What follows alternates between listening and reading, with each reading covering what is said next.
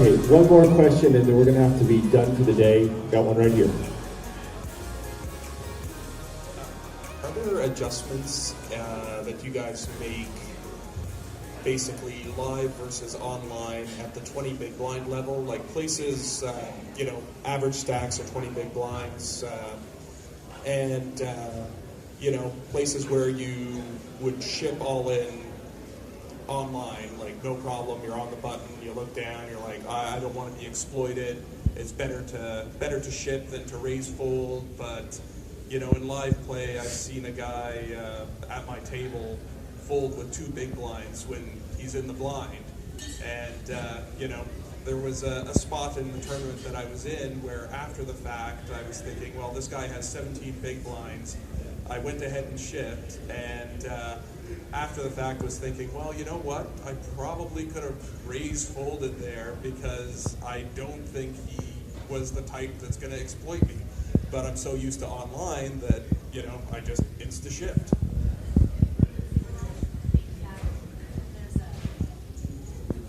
Like I came from a live background and then I went into online, and then post Black Friday, I definitely started playing more live again. And then now I just play online, pretty infrequently. And I would say that, I think that's amazing, that you picked up on that, because I feel like game flow and,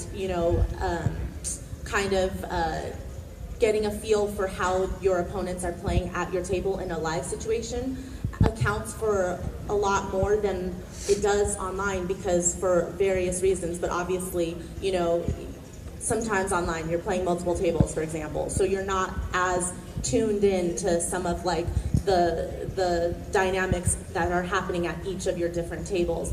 But live, when you're not in a hand, you're able to really focus in on tendencies of your opponents that might lead you to make different plays against them specifically in certain situations than other people. So like you said, you found a spot where maybe instead of going all in, you could have raised folded because of your specific opponent.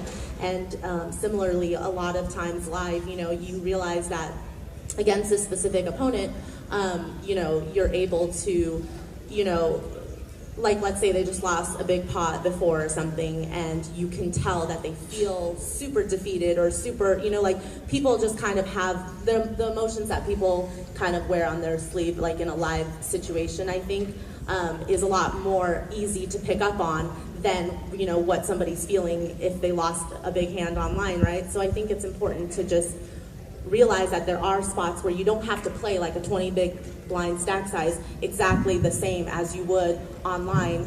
And I definitely think that there are little adjustments that can be made, but mostly it's just about paying attention to game flow and realizing that, yes, there is this mathematical side, and yes, there's the game theory optimal side, and yes, there's a range of hands that you're going to maybe 3-bet shove with a 20 big blind stack, but there's also, in a live situation, there's also things that you can definitely account for that might deviate from a GTO strategy, but that doesn't make it any less of a better strategy given your specific situation at the table.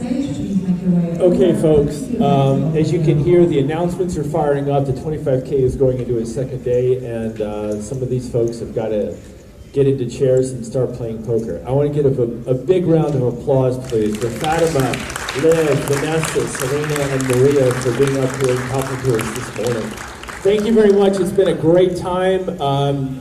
If they don't have somewhere they need to be, then they might be willing to do a selfie or an autograph or whatever. But please, if they have somewhere to be polite about letting them get there. Just the look in your eyes that shine so bright. Reach out over the ocean waves and try to come to life.